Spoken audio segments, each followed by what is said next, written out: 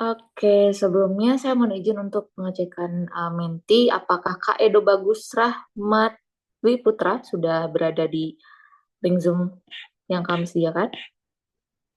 Sudah ya. Kak Edo, boleh raise hand?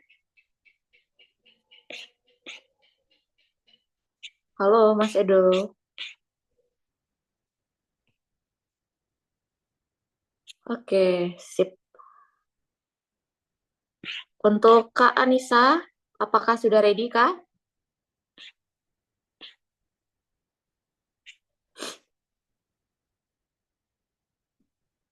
Untuk em, Kak Amrohman. Iya, saya, Mbak Delta. Oke, siap. Berarti semuanya sudah ada untuk menti dan juga mentornya. Langsung saja kita buka. Assalamualaikum warahmatullahi wabarakatuh. Selamat malam, salam semangat untuk seluruh pejuang BUMN 2025. Selamat datang di acara live mock-up interview yang bertajuk Persiapan Maksimal Menuju BUMN 2025 yang dipersembahkan oleh Link Up Karir. Platform ini sebagai jembatan pengembangan karir membantu ribuan peserta agar lolos rekrutmen BUMN. Saya Lita Delita akan memandu jalannya acara pada malam hari ini. Hari ini kita akan menyaksikan secara langsung simulasi interview BUMN dan juga ala RBB yang mana lengkap dengan tips koreksi langsung dan insight dari para praktisi profesional dan juga, di bidang rekrutmen. Baik, acara ini diadakan untuk memberikan gambaran nyata seperti apa proses wawancara BUMN, melatih peserta dalam menjawab pertanyaan RBB, dan juga sekaligus mendapatkan feedback langsung dari para mentor dan profesional. Selanjutnya, langsung saja kita di sini sudah bersama Kak Anissa dan juga Kak Rohman Hasan, di mana sebagai mentor yang akan memberikan feedback dan juga sebagai interviewer. Dan juga di sini juga udah ada Kak Edo Bagus Rahman, yang mana akan menjadi mentee yang terpilih sebagai melakukan simulasi interview secara langsung. Baik, langsung saja kita mulai untuk sesi mock-up interviewnya. Saya persilahkan kepada interviewer dan juga peserta simulasi. Waktu dan tempat dipersilahkan.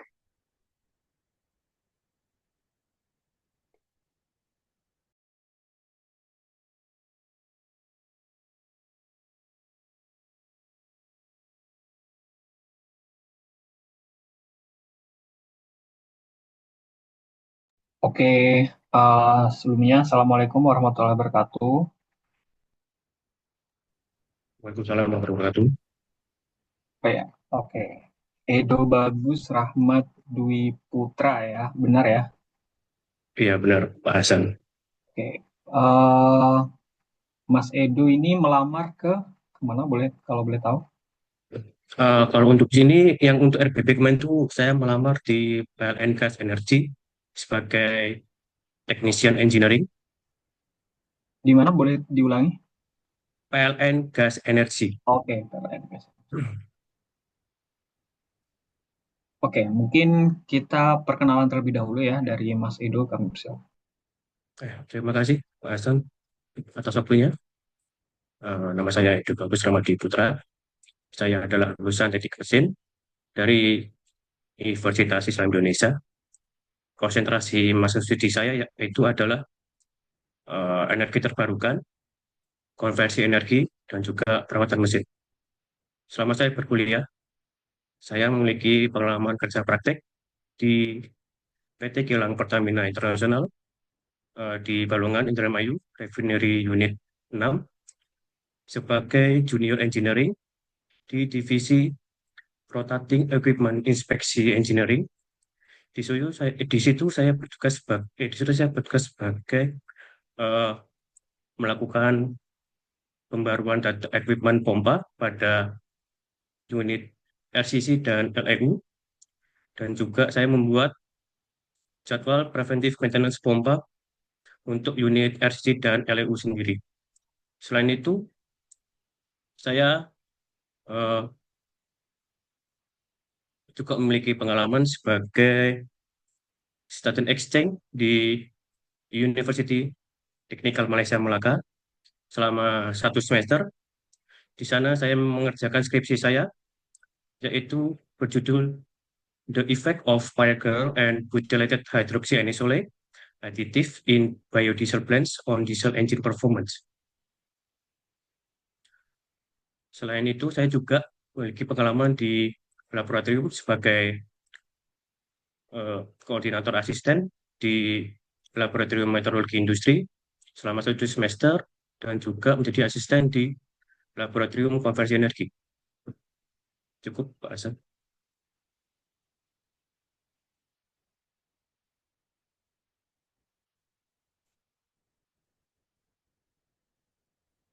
Oke, terima kasih Edo atas perkenalannya. Tadi sudah pernah ke UTEM ya, Universiti Teknologi Malaysia Melaka gitu ya. Kebetulan saya juga pernah juga study exchange tapi di UTM, Universiti Teknologi Malaysia. Di sana juga 1 semester juga. Nah, kalau aku lihat kamu di sana cukup lama ya, Maret sampai Agustus 2024. Nah, kalau di sana itu apa yang dilakukan, Mas Edo? Mengerjakan skripsi, proyek akhir. Jadinya saya mengerjakan bab 1 sampai bab sidang itu di sana. Sidang tugas Dan itu akhir. aja. Sudah itu aja. Selain itu ada yang perlu diceritakan? Eh, Tidak ada. Oke, lanjut mungkin ke Mbak Anissa. Oke, baik. Apakah suara saya terdengar jelas? Eh, Mohon maaf, Bu. Anissa kurang gede volumenya. Oke, kalau segini kira-kira udah terdengar jelas? Sudah. Oke, baik. Terima kasih. Oke, sebelumnya Mas Edo boleh buat backgroundnya tidak di blur dan boleh kameranya untuk diputar terlebih dahulu. Oke. Diputar. Maksudnya gimana? Di Kanan kiri. perlihatkan, iya, kanan kirinya.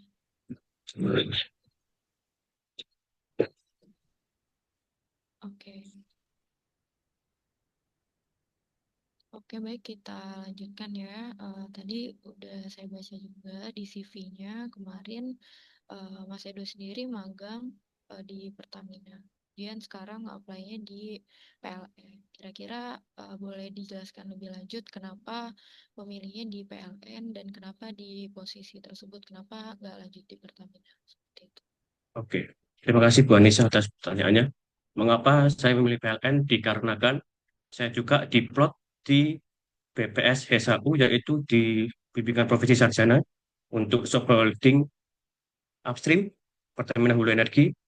Karena itu saya tidak bisa memilih RBB itu di Pertamina. Makanya saya memilih PLN.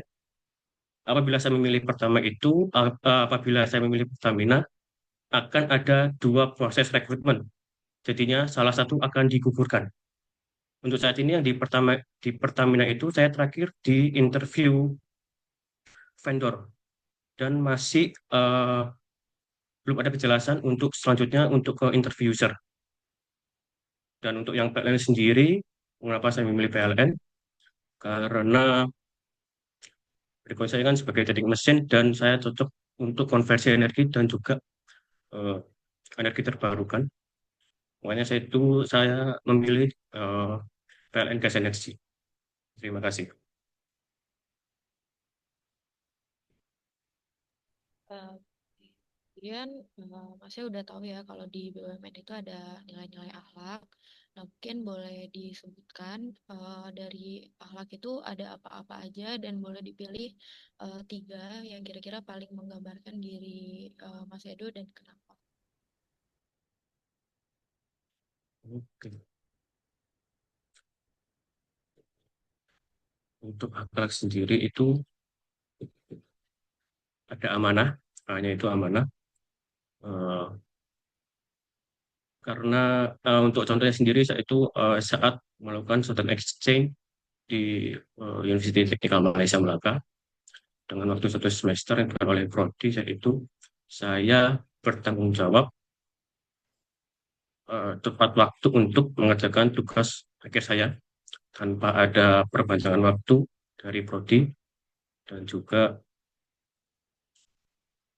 saya tidak ada mengalami kendala saat mengerjakan itu di Malaysia. Yang kedua yaitu harmoni. Pada saat saya melakukan study exchange itu, saya bersama teman-teman saya yang berjumlah 4, jadinya saya dan 5 orang, itu saling berkoordinasi, walaupun kami itu tidak satu tema untuk mengerjakan tugas akhir, tapi kami selalu membantu apabila ada kesusahan antara saya atau teman yang lain. Yang ketiga yaitu kolaboratif. Karena apa? Pada saat di Malaysia, saya kolaboratif dengan supervisor saya dan juga asisten laboratorium saya untuk menentukan jadwal pengujian di biodiesel untuk di diesel engine performance. Dikarenakan apa? Karena banyak mahasiswa Malaysia tersebut yang juga mengambil topik yang sama seperti saya. Jadinya saya meminta jadwal antara supervisor dan juga asisten laboratorium agar tidak terbentur dengan mahasiswa Malaysia yang lainnya. Terima kasih.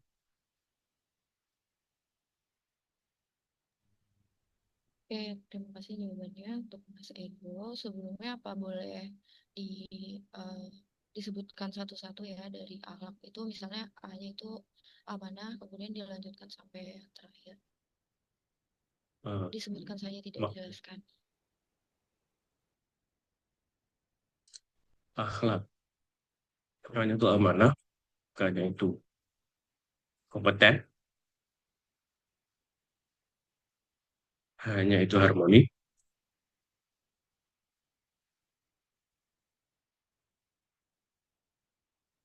Oke, saya lupa. Oke, baik. Mungkin boleh dilanjutkan.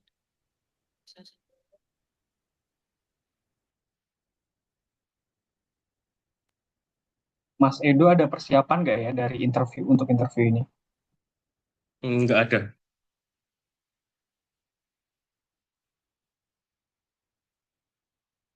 nggak ada persiapan.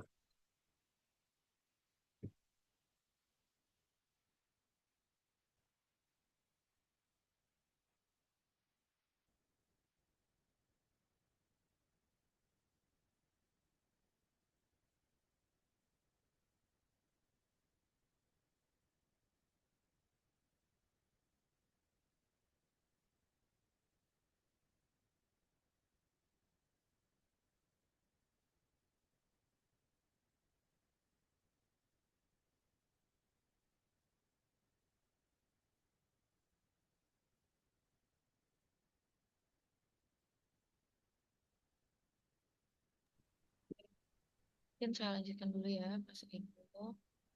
Dari komponen akhlak tadi, mungkin saya ingin bertanya nih, kira-kira eh, menurut Mas, apa aja kompetensi yang ada di dalam diri Mas yang kira-kira harus di-upgrade jika diterima di posisi yang dilamar? Mungkin boleh jelaskan, Mas? Mungkin di percaya diri, karena saya untuk percaya diri itu sangat kurang. Maka dari itu, saya selalu berusaha untuk mengikuti apapun hal itu untuk public speaking dan lain-lainnya agar meningkatkan percaya diri saya.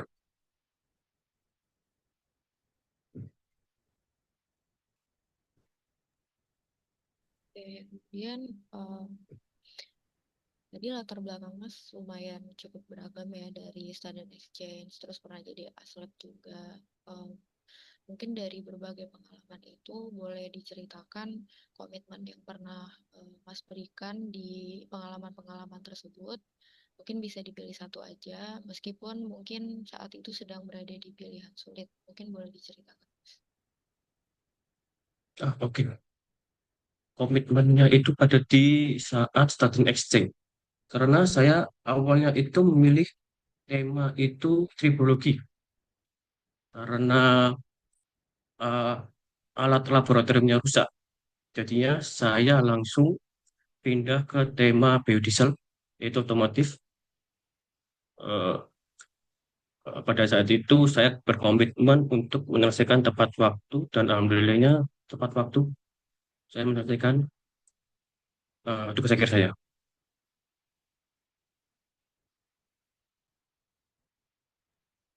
Oke, baik. Kemudian seperti yang kita tahu ya, di pekerjaan nanti pastinya ada teknologi baru atau cara baru yang mungkin akan dipraktekkan karena lebih efisien di pekerjaan tersebut. Eh, Kira-kira Mas sebelumnya apakah pernah menghadapi situasi tersebut? Misalnya menggunakan cara baru atau menyesuaikan diri dengan teknologi yang baru. Mungkin bisa diceritakan. Oke, pernah pada saat saya mengerjakan mata kuliah itu di komputasi dinamika fluida. Di situ saya eh, mencoba software baru yaitu ANSYS. ANSYS sendiri itu untuk menganalisis aliran antara aliran udara, aliran gas, aliran air, dan minyak, berbagai macam pun bisa. Pada situ saya belajar untuk mengerjakan tugas besar dan saya sangat tertarik untuk lebih dalam untuk mengerjakan software ANSYS tersebut. Awalnya itu saya di SolidWorks karena eh, terbatas penggunaannya, makanya saya langsung pindah ke ANSYS, ke software yang baru.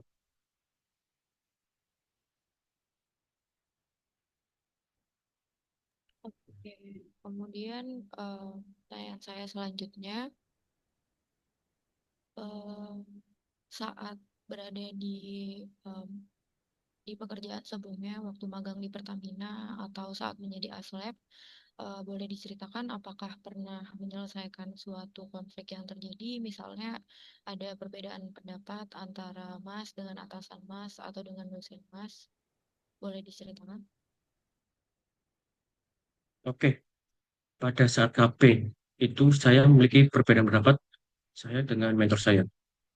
Karena penjadwalan preventif maintenance itu terdiri periodik ya. Pertama yaitu di periode minggu, terus bulan, dan juga tahunan. Saya mengerjakan Excel dari saya sendiri. Saya mengerjakan pertama yang saya kerjakan yaitu di penjadwalan dipredik untuk mingguan. Karena apa? Karena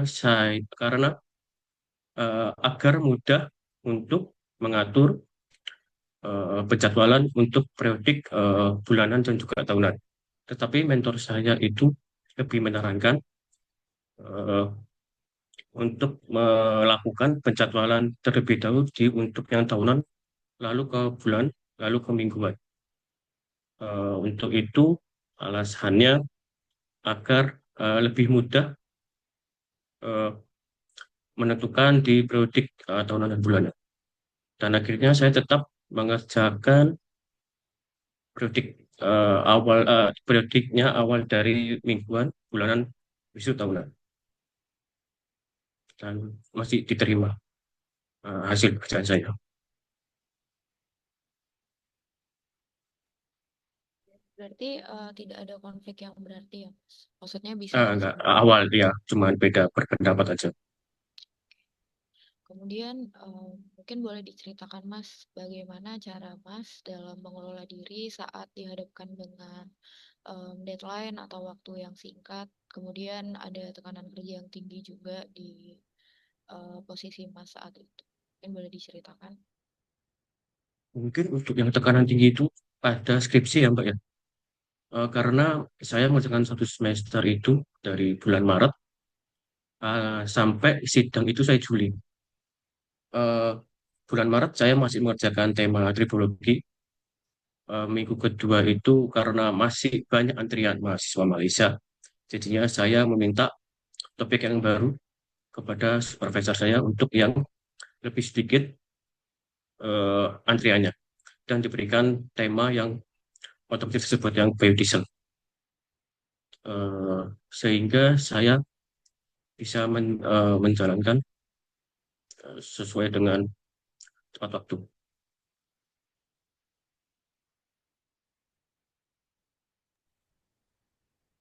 Kemudian mungkin ini pertanyaan terakhir dari saya, Mas. Pertanyaannya sederhana, yaitu mengapa Mas yakin untuk mengikuti tahapan seleksi di sini? Maksudnya di posisi ini. Eh, Maaf, maksudnya posisi apa? Eh, di posisi yang Mas apply sekarang di BUMN, kenapa yakin untuk mengikuti itu? Oke. Karena hmm, saya memiliki lulusan teknik mesin dan sesuai dengan kualifikasi mereka membutuhkan sarjana teknik mesin dan juga saya memiliki pengalaman di ya, sebagai junior engineer di Pertamina sebagai poin plus saya untuk masuk kualifikasi tersebut. Oke, baik. Mungkin satu pertanyaan tambahan ya, Mas. Apakah Mas sudah punya rencana kontribusi jika diterima di posisi ini? Eh, untuk kontribusi, saya akan lihat job test-nya terlebih dahulu.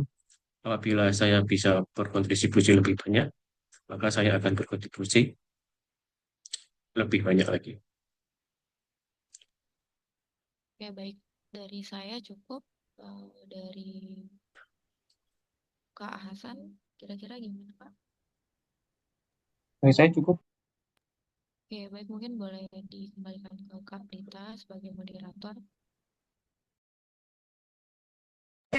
Oke, baik Kak. Mungkin selanjutnya kita akan lanjutkan ke sesi feedback. Jadi mohon untuk Kakak Mentor langsung saja memberikan feedback kepada Kak Edo Bagus. Oke, suara saya terdengar? Oke, Dengar Kak? saya izin kasih feedback ya kepada Mas Edo.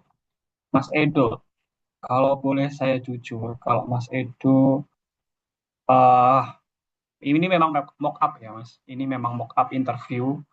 Memang kita desain ini, kita sebagai mentor, Mbak Anissa, saya dan juga kakak-kakak yang lainnya memang sebagai mentor pun itu eh, mengkondisikan interview ini layaknya seperti interview yang yang kita lakukan dulunya gitu ya, yang kita lakukan dulunya sebelum kita keterima di BUMN gitu ya. Nah, tapi kalau kalau kami lihat dari Mas Edo cara berbicaranya, body language-nya itu, mohon maaf nih Mas Edo. Dari Mas Edo dulu deh. Mas Edo tuh matanya dari tadi saya lihat tuh ke kiri, ke kanan. Nah, itu salah satu body language yang pun ketika online ataupun offline itu juga jadi pembelajaran bersama ya ke kawan-kawan yang lain ya. Mata itu fokus nih, fokus ke kamera, jangan ke yang lain deh. Mata tuh yang pertama. Yang lain soal mimik wajah, senyum deh. Kalau misalkan ketika mentor ataupun interviewer bertanya, usahakan senyum, jangan merengut. Kamu merengut ke orang yang mau beri kamu kerja, masa merengut? Gak bakal kamu diterima kayak gitu ya. Jadi harus tetap memberikan ekspresi ataupun body language yang sesuai atau yang pas ke interviewer. Kalau kayak kayak yang tadi Mas Edo matanya kemana-mana, kemudian body language-nya seperti itu, saya yakin dari interviewer atau bahkan HR ataupun user itu ya bakalan, apalagi udah senior ya Mas ya, udah senior bakalan males nih kalau kayak gitu ya. Kalau yang junior junior yang masih masih masih muda, masih ya masih dikasih masukan, tapi kalau udah yang user terus kelas division head ataupun vice president ataupun bahkan direksi, karena saya juga pernah interview dengan direksi juga, itu uh, attitude kayak gitu harus diperbaiki ya, Mas Edo. Kemudian yang kedua, ketika saya tanya tadi, eh, Mas Edo ada nggak persiapan untuk interview ini? Mas Edo jawabnya nggak ada. Nah, itu menurut Mas Edo pantas nggak? Nah, itu harus perbaiki, Mas. Jangan jangan langsung jawab masa nggak ada. Ya, berarti Mas Edo ini berarti nggak ada persiapan sama sekali untuk siap masuk ke BUMN ataupun tempat kerja manapun gitu ya. Jadi itu adalah satu attitude yang harus diperbaiki ya, Mas Edo. Saya yakin Mas Edo ini orang yang baik, harus ada perubahan ya. Kalau memang mau masuk ke tempat kerja yang baik, tempat kerja yang bagus, salah satunya BUMN, itu harus diperbaiki attitude seperti itu. Kemudian tadi ketika saya tanya apa yang dilakukan ketika di Malaysia gitu ya untuk melakukan studi exchange gitu ya, Mas Edo menjawabnya adalah cuma mengerjakan skripsi. Terus saya pengen tanya lebih lanjut sebenarnya, nggak mungkin yang namanya di sana mengerjakan skripsi, terus pasti ada kegiatan-kegiatan lainnya ya seperti itu. Nah itu tadi saya tanya, ada lagi kayak gitu ya. Saya tanya ingin mencoba mengetahui lebih lanjut nih, pengen Mas Edo itu mengelaborasi hal tersebut.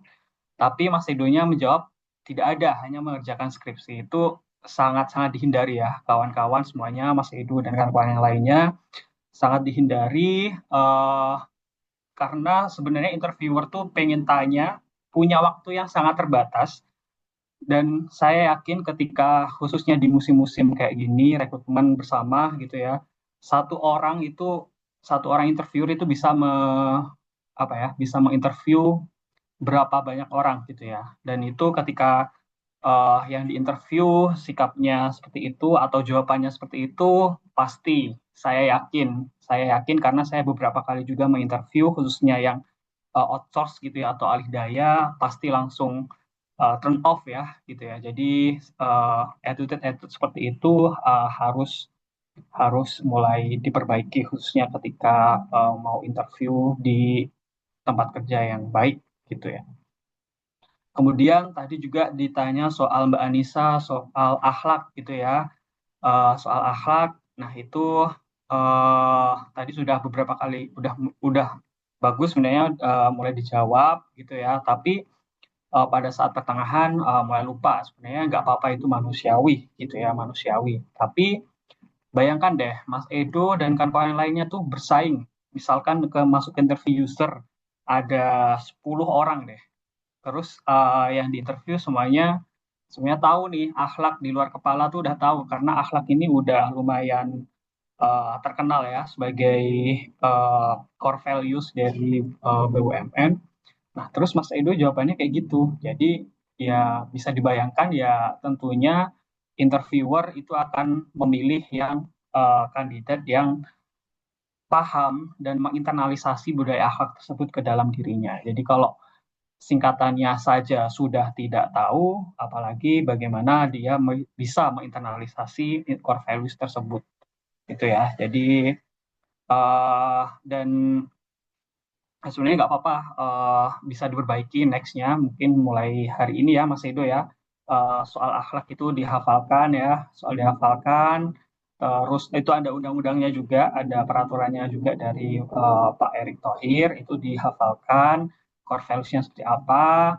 Nah kalau sudah nanti coba deh diceritakan atau dihubungkan dengan pengalaman Mas Edo ketika dulu pas kuliah ataupun ketika tadi student exchange yang berhubungan dengan akhlak, contohnya kolaboratif. Mungkin pas kemarin kuliah, kalau saya lihat ada beberapa organizational experience ya, termasuk international bodies ya. International bodies kan berarti mengawani kawan-kawan yang dari Malaysia ke Jogja gitu ya, ke Jogja untuk bisa immerse dengan budaya-budaya di Jogja gitu. Nah, itu salah satu bentuk kolaborasi ini. Jadi Mas Edo tuh harus coba deh dicatat setelah ini uh, dari amanah itu yang sekiranya pas dengan Mas Edo tuh seperti apa. Mungkin pas kemarin kuliah tanggung jawabnya apa, terus bisa diselesaikan. Itu kan salah satu bentuk amanah dan kampanye sampai dengan akhlak yang lainnya gitu ya. Kemudian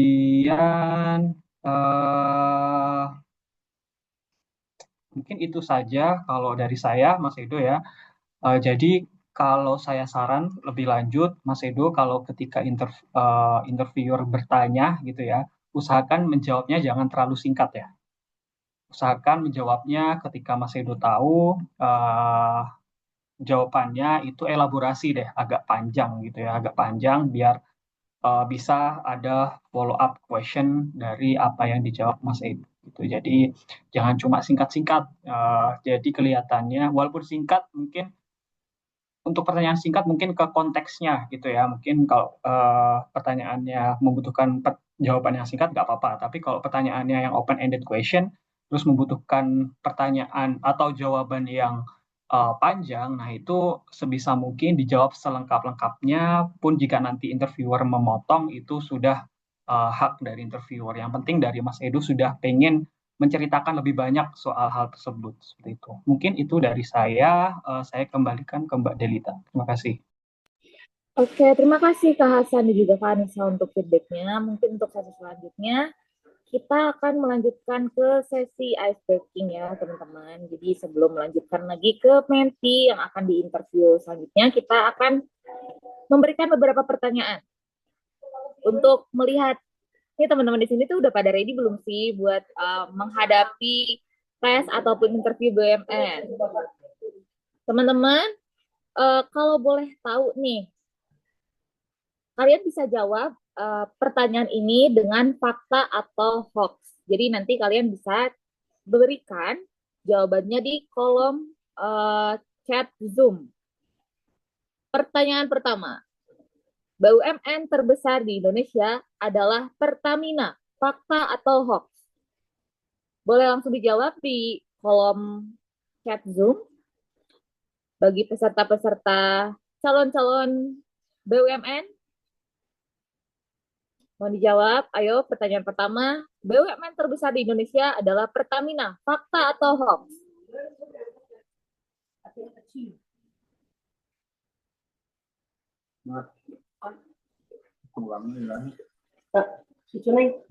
Fakta. Ada jawaban lain?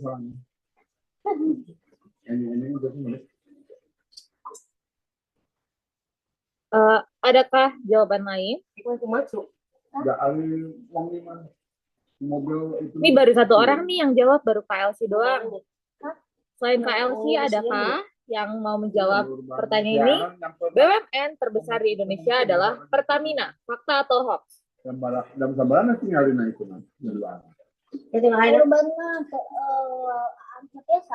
Fakta. Ya, betul. Jawabannya fakta. Baik, sebelumnya mohon maaf tadi saya kelupaan. Tadi Kak Anissa belum memberikan feedback ya Kak untuk Kak Edo. Halo Kak Anissa. Iya Kak, belum. Aduh, mohon maaf Kak, tadi ke skip ya. Mungkin waktu dan tempat dipersilahkan Kak. Mungkin saya kasih kesempatannya sekarang sebelum kami melanjutkan ice break. Mohon maaf ya Kak Anissa. Selamat memberikan feedback untuk Kak Edo. Kak, makasih buat Kak Lita untuk kesempatannya. Mungkin untuk Kak Edo, apakah boleh on cam lagi Kak sebentar? Oke. Sebelumnya saya ucapkan terima kasih ya Kak karena sudah mengikuti kegiatan mockup ini. Kemudian feedback dari saya mungkin ada beberapa sih. Yang pertama dari yang udah disampaikan Kak Hasan, mungkin dari gesturnya gitu. Karena paham mungkin lagi grogi atau gimana, mungkin bisa diusahakan ke depannya biar lebih yakin jawabnya mungkin boleh dicoba untuk senyum dulu gitu. Kemudian untuk gesturnya bisa lebih dipertahankan karena untuk posisi sebenarnya udah oke, lebih di kontak matanya lagi sama badannya mungkin duduknya bisa lebih diperbaiki lagi gitu. Kemudian buat alasan melamar yang BUMN menurut saya kalau misalnya realnya nanti kakak bakal benar-benar ditanya soal itu, menurut saya yang alasan yang Pertamina di interview bla bla bla tuh nggak usah terlalu dijelasin spesifik, tapi lebih ke dijelasin secara detail kenapa pengen banget di PLN-nya gitu. Mungkin bisa jawabnya dengan pengen mempraktekkan apa yang udah dipelajari selama kuliah dan lain-lain gitu. Kemudian tadi saya juga udah nanya soal rencana kontribusi. Nah, itu mungkin boleh dijawabnya dengan untuk lebih mengimplementasikan skill-skill apa aja yang udah didapatkan saat kuliah gitu. Karena kalau jawabannya lebih ke job desk, rancu gitu, kayak sebagai HR tuh bisa aja nanya balik yang berarti kalau job desk kamu kebanyakan, kamu nggak apa-apa ngerjain semuanya. Kemudian untuk yang akhlak, ini sebenarnya krusial banget ya Kak, ini untuk benar-benar dihafalkan gitu. Terus juga sebenarnya dari jawaban-jawaban tadi soal akhlak itu udah bagus, udah lugas dan udah mencakup semuanya gitu. Cuma saran saya selain lebih menghafalkan item-item di akhlaknya bisa dipersiapkan gini Kak, misalnya disuruh pilih 3 tadi. Nah, mungkin di pengalaman pertama yang amanah bisa diceritain tentang pengalaman aslep, terus di kolaboratif diceritakan waktu magang. Jadi kayak pengalaman kakak kan banyak gitu loh, jadi lebih variatif pas ngejawab yang ini gitu. Kemudian menurut saya itu aja sih untuk menjawab dengan metode STAR udah cukup oke. Sih. Itu aja sih Kak dari saya, mungkin bisa dilanjutkan Kak.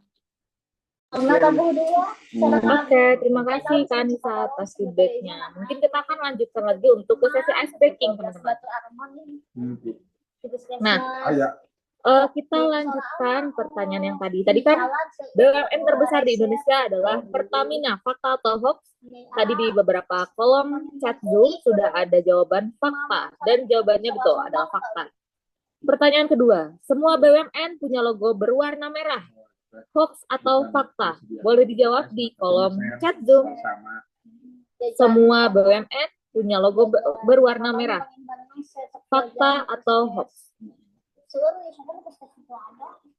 Sudah ada Kak Elsie menjawab hoax. Teman-teman yang lain, kiranya ada yang mau menjawab gak nih pertanyaannya? Mitos. Ya, betul sekali. Jawabannya adalah hoax atau mitos. Untuk pertanyaan yang ketiga, tahapan RBB 2025 hanya sampai tes TKD. Fakta atau hoax? Boleh dijawab di kolom chat Zoom. Hoax. Ya betul Kak Rima. Betul Kak. Setelah kayak teman-teman udah pada ready banget nih mau tes BUMN ya, udah pada pinter-pinter. Kita lanjutin lagi. Pertanyaan yang lain nih. Di sini saya akan memberikan beberapa clue, nanti kalian menjawab profesi dari BUMN-nya tersebut. Setiap hari saya duduk di balik kaca, menghitung uang, dan mengucapkan salam, selamat datang di BRI. Jadi, siapakah saya? Profesi BUMN apa nih? Bagian apa nih? Setiap hari saya duduk di balik kaca, menghitung uang dan mengucapkan salam. Selamat datang di BRI. Profesi saya apa? Ayo, yang mau daftar di perbankan, di BUMN, mungkin harus tahu sih ini profesinya apa. Teman-teman, udah ada yang jawab. Teller. Wah, udah pada pinter-pinter nih. Emang best yang ikut Link Up Karir nih hari ini udah pada niat-niat banget ya. Pertanyaan selanjutnya. Saya sering berada di lapangan, memakai helm, dan mengatur distribusi energi. Profesi apakah saya? Ayo. Di bidang BUMN mana nih? Pekerjaannya apa nih? Saya sering berada di lapangan, menggunakan helm, dan mengatur distribusi energi. Profesi apakah saya? Yang tahu boleh dijawab di kolom komentar, teman-teman.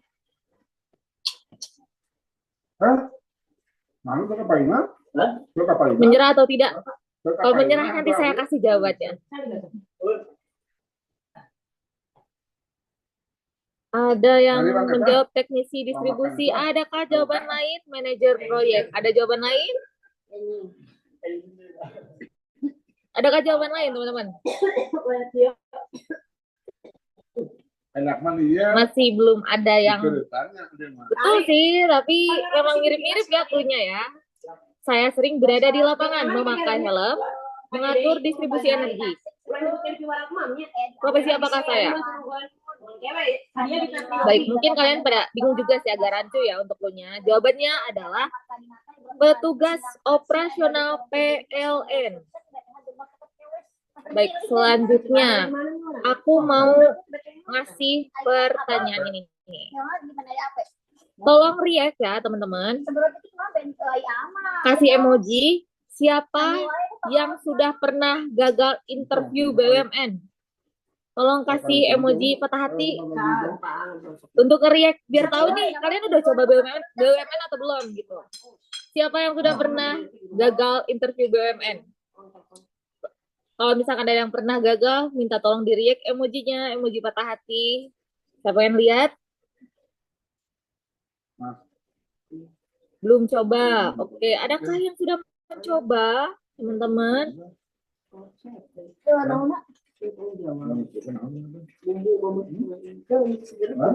coba, belum coba.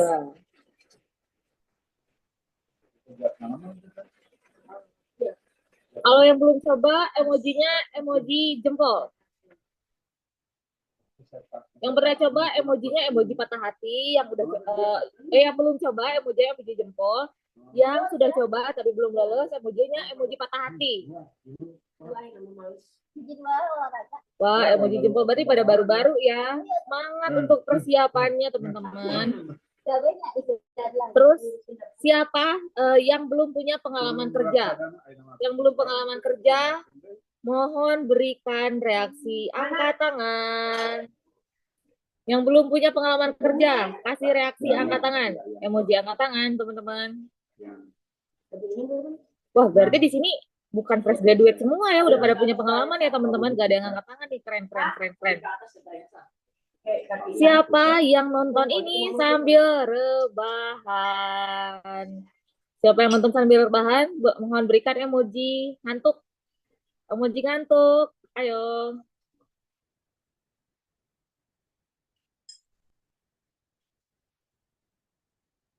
Kak Siva nih sambil rebahan. Oh nggak apa-apa, santai. Yang lain. Terus kalian kalau misalkan kalian sambil rebahan sambil ngapain nih teman-teman? Kak Elvi. Mungkin ada yang sambil nongkrong di kafe gitu ya. Sambil nonton Zoom interview RBB ini.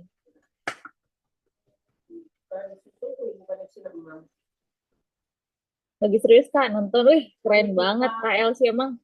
Semoga lolos ya Kak. Pokoknya yang serius-serius di sini semoga usaha kalian tidak sia-sia teman-teman.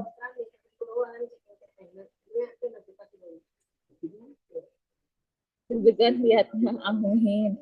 Semangat. Oke, pertanyaan selanjutnya. Kalau kalian ikut interview, kalian biasanya titik. Pilihannya A, deg-degan sampai gak bisa tidur. Yang B, bikin catatan jawaban 2 hari sebelum interview. Yang C, pede aja. Yang penting jujur. Yang D, buka ChatGPT semalaman. Ayo, kalian kalau misalnya mau interview biasanya ngapain? Yang A, B, C atau D? C. Pede aja, yang penting jujur lah. Keren nih kasih Nabila. Deg-degan sama gak bisa tidur. Oke, ada jawaban lain? Yang C, pede aja yang penting jujur. Oke, terus adakah yang lain? Nggak ada nih yang buka ChatGPT semalaman gitu buat latihan. Apa sih pertanyaannya kira-kira gitu?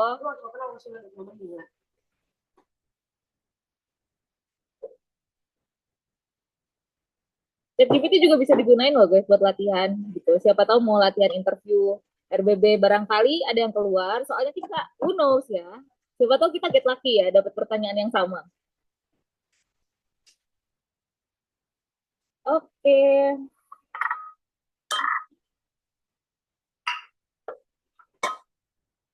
teman-teman di sini mungkin kita akan langsung saja melanjutkan ke sesi uh, interview kembali. Mungkin kita akan lanjutkan ke sesinya Kanadia Clarissa Putri. Kanadia, apakah sudah siap sedia untuk dilaksanakan interview? Kanadia. Ya, halo Kak, sudah siap. Halo Kanadia, boleh open kameranya Kana?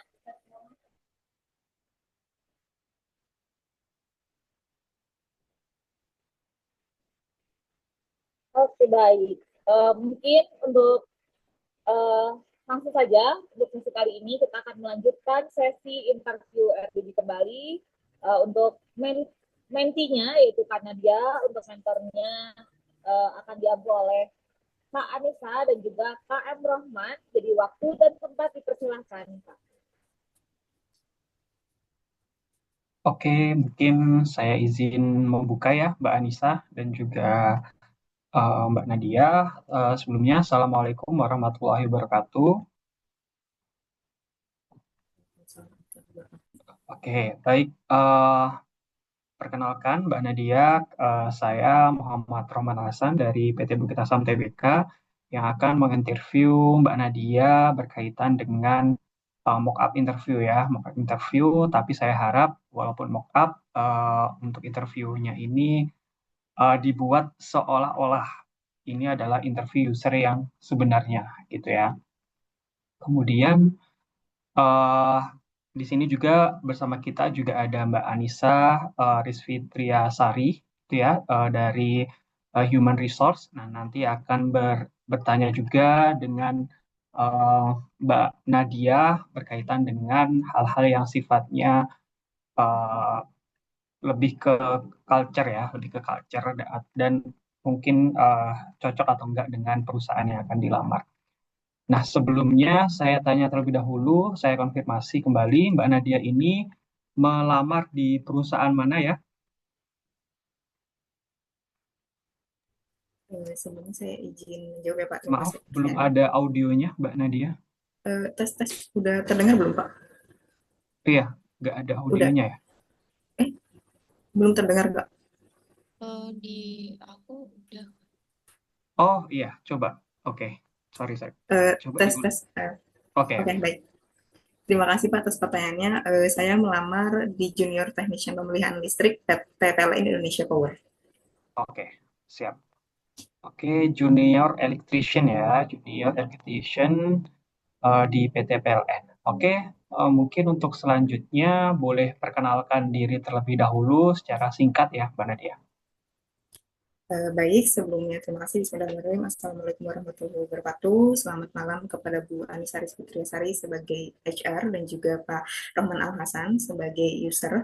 Nah, pada sesi wawancara kali ini, sebelumnya saya mengucapkan terima kasih karena telah meluangkan waktunya dan juga memberikan kesempatan kepada saya untuk bisa melaksanakan sesi wawancara kali ini. Izinkan saya untuk memperkenalkan diri terlebih dahulu. Perkenalkan, nama saya Nadia Clarissa Putri. Saya merupakan lulusan baru di tahun 2024 dari Teknik Elektro, Institut Teknologi PLN. Saya memiliki ketertarikan terhadap di sektor kelistrikan, yaitu khususnya yang berfokus di bidang pembangkitan, transmisi, distribusi, maupun energi terbarukan.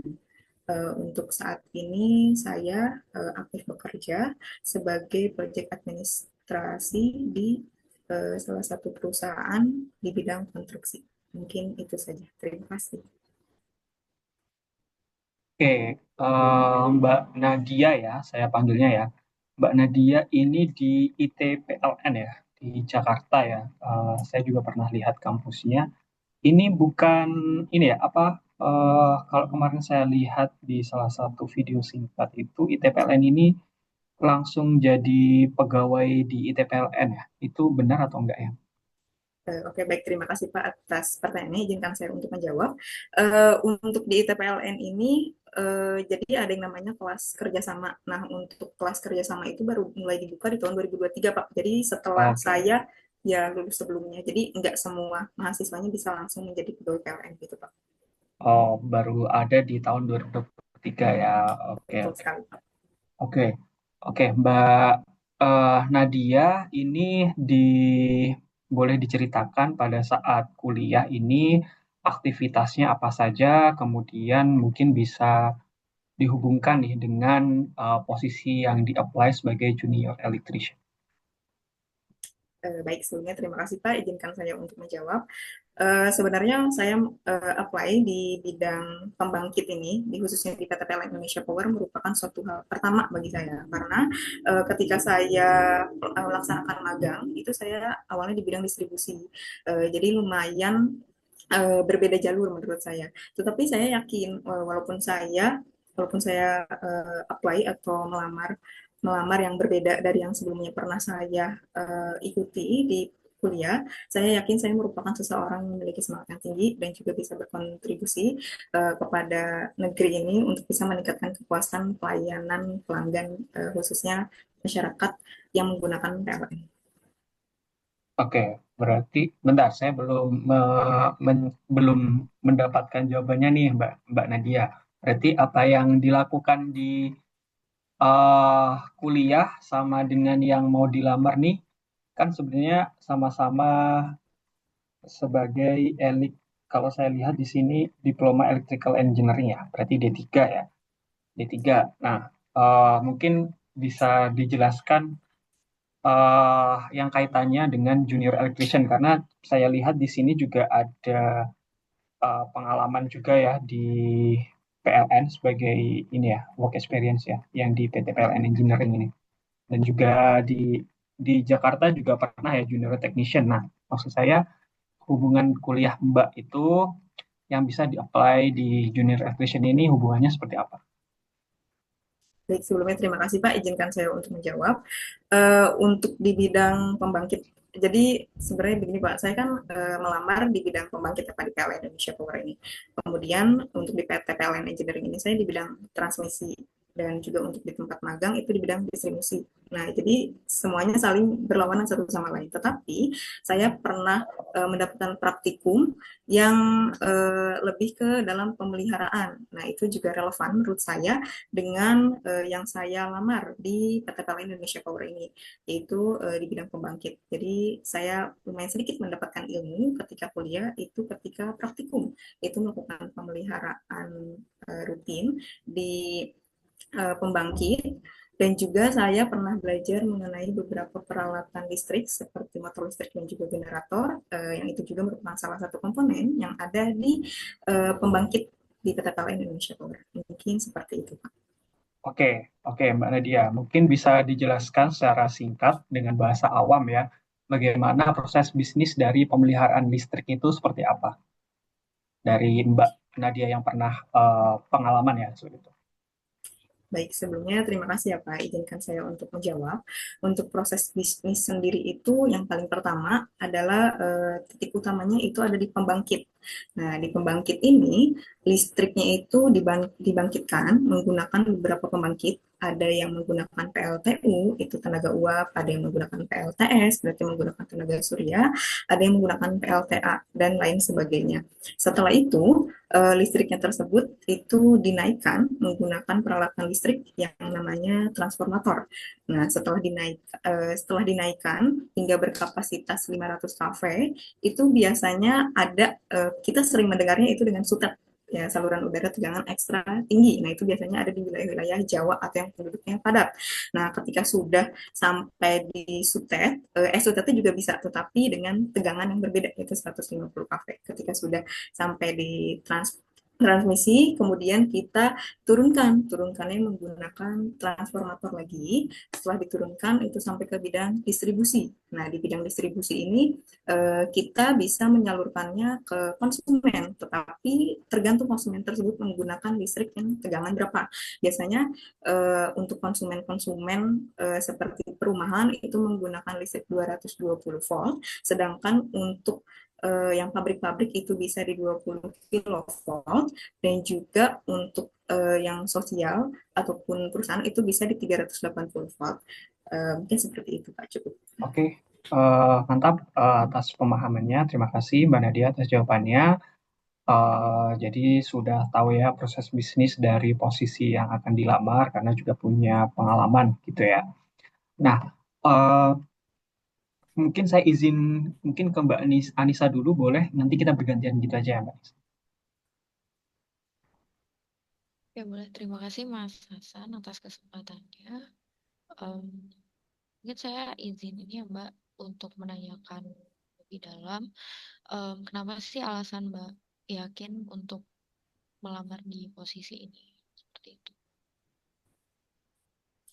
Sebelumnya terima kasih Bu Anissa atas pertanyaan ini. Izinkan saya untuk menjawab.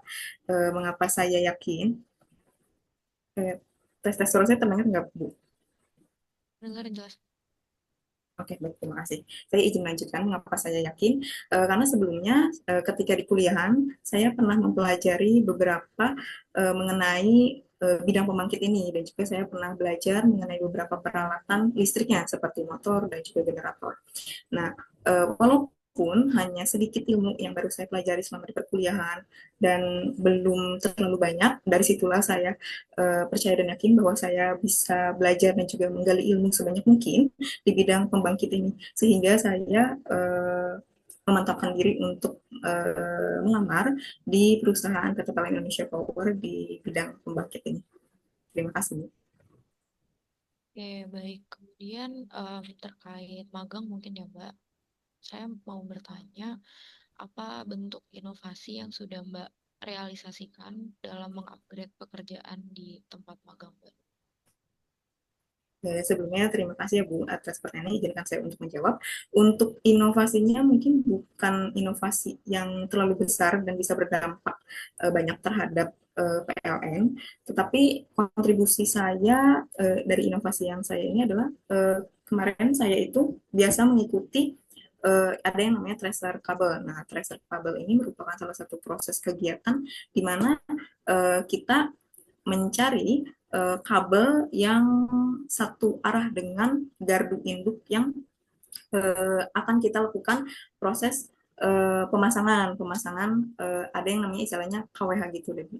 Nah, di sana juga saya ikut. Nah, kontribusinya di sini adalah saya bisa ikut aktif di mana dari proses pemasangan energi listrik dari yang awalnya itu saluran kabel yang ada di tiang-tiang di udara, saya ikut melakukan pergantiannya itu hingga kabel tersebut itu tertanam di dalam tanah atau yang namanya SKTM.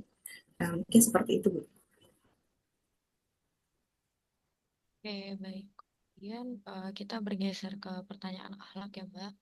Mungkin boleh disebutkan akhlak apa-apa aja komponennya, kemudian tiga yang paling melekat di dalam diri Mbak dan kenapa? Oke, sebelumnya terima kasih ya Bu, izinkan saya untuk menjawab. Akhlak sendiri itu ada 6 komponen ya Bu. Yang paling pertama itu A-nya berarti amanah, K-nya itu berarti kompeten, kemudian ada H-nya itu harmonis, L-nya itu loyal, kemudian A selanjutnya itu adaptif, dan K-nya itu adalah kolaboratif. Untuk akhlak sendiri yang sudah saya implementasikan pada diri saya, sekaligus juga relevan dengan pekerjaan saya, itu yang terdapat 3. Yang paling pertama ada kompeten, kemudian yang kedua ada harmonis, dan yang ketiga ada kolaboratif. Untuk kompeten sendiri pada pekerjaan saya saat ini, kan saya bekerja di PT PLN Engineering itu di bidang transmisi. Nah, di mana bidang transmisi ini saya masih sedikit ilmunya Bu, mengenai bidang transmisi dibandingkan dengan bidang distribusi. Tetapi saya tetap mau belajar untuk meningkatkan kapabilitas saya mengenai bidang transmisi tersebut. Kemudian yang kedua itu ada harmonis. Saya bekerja dengan beberapa rekan kerja saya yang umurnya jauh di atas saya, tetapi saya tetap bisa menghargai perbedaan pendapat mereka dan juga menjalin kerjasama dengan mereka.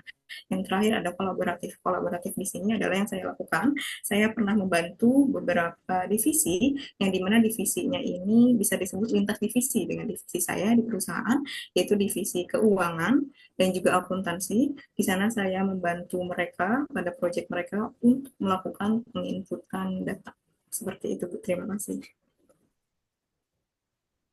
Oke, menarik, Mbak. Saya jadi ingin bertanya lebih lanjut ya. Berarti Mbak ya kan fresh graduate karena baru lulus di tahun kemarin. Kemudian ini mohon dikoreksi ya kalau salah karena saya bukan dari teknik, takutnya salah. Berarti Mbak itu ke ini ya, bagian arus besar gitu ya kalau di kelistrikan. Betul, Bu. Ada yang namanya arus kuat ya, sama aja kayak arus besar itu ya. Kira-kira gimana kesiapan diri Mbak sebagai fresh graduate untuk gimana ya, untuk nantinya di pekerjaan karena mengingat kalau di arus besar itu setahu saya ya bakal jauh lebih keras kemudian lumayan dominan di Sebelumnya terima kasih Bu atas pertanyaannya, izinkan saya untuk menjawab. Tentunya juga mengenai arus kuat itu suatu hal yang apalagi berhubungan dengan listrik ya Bu. Menurut saya juga terkadang walaupun saya sudah di perkuliahan pernah memegang mengenai tegangan-tegangan seperti itu, tetapi tetap saja masih ada rasa takut juga untuk saya.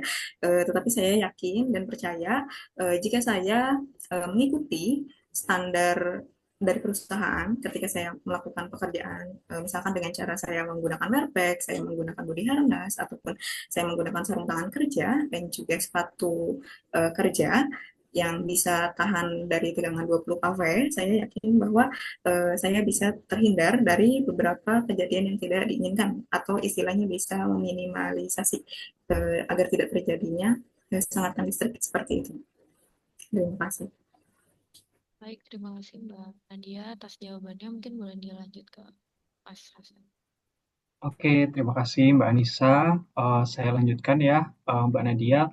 Tadi yang terakhir soal K3 ya. Kebetulan saya di divisi Corporate SHE ya, Corporate Safety Health Environment di Bukit Asam. Dan sedikit banyak juga berhubungan juga ya dengan kelistrikan gitu ya. Banyak sekali pekerjaan-pekerjaan listrik. Top risk dari kami itu sebenarnya adalah selain debu ada listrik juga gitu ya.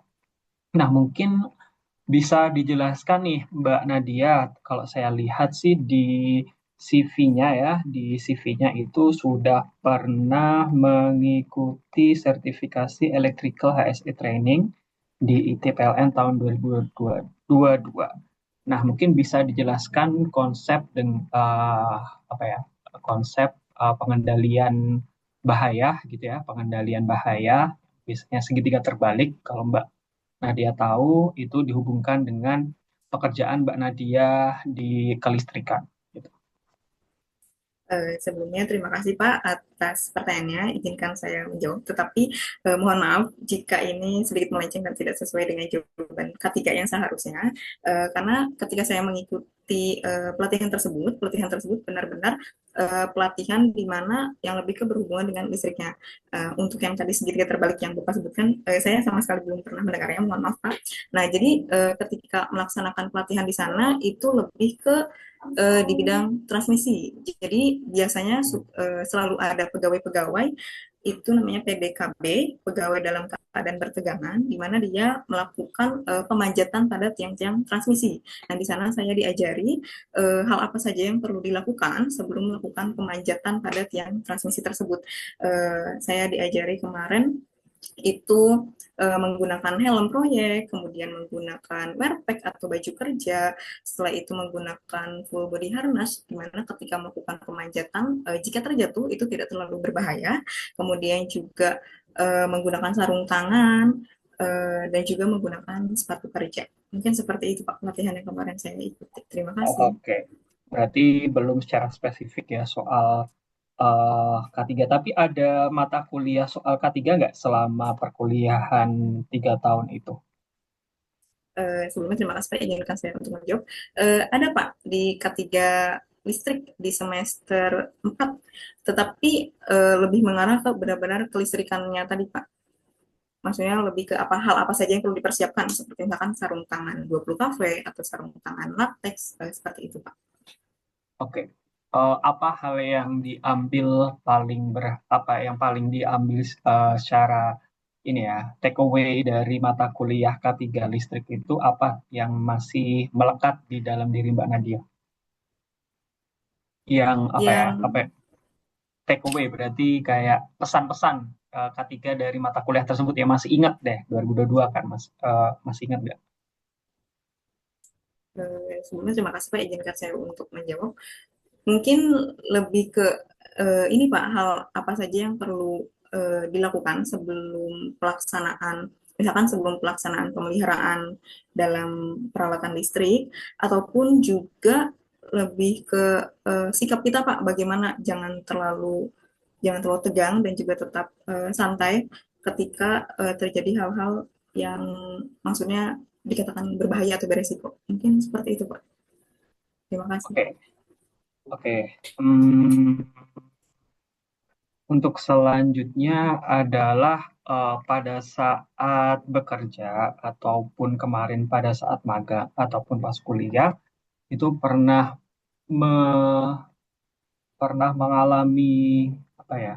Mengalami konflik ya, konflik internal ataupun konflik dengan sesama dan bagaimana cara menyelesaikannya.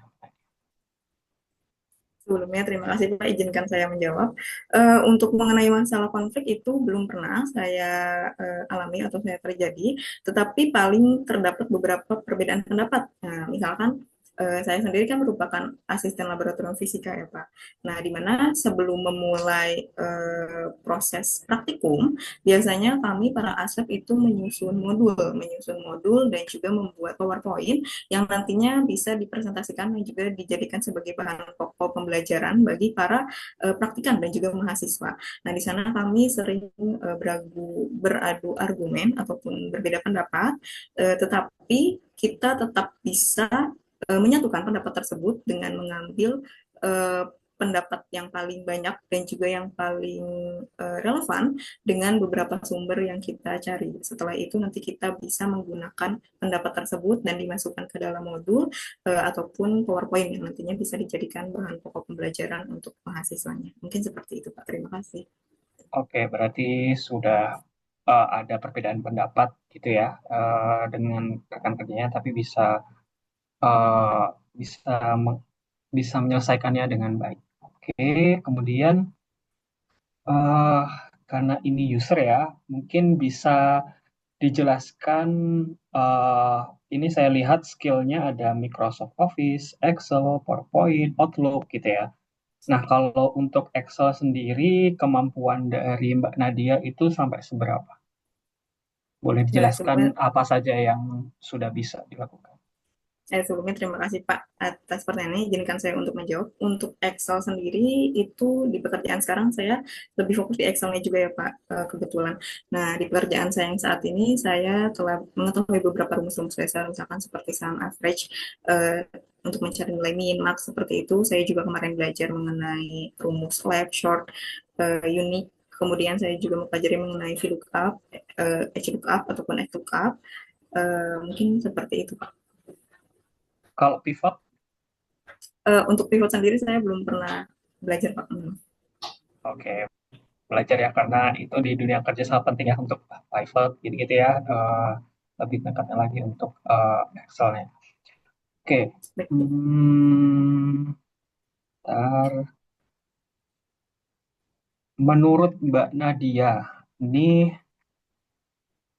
kenapa PLN Indonesia Power ya, PLN Indonesia Power ini harus menerima Mbak Nadia? Kenapa nih saya sebagai user harus menerima Mbak Nadia sebagai calon anggota saya?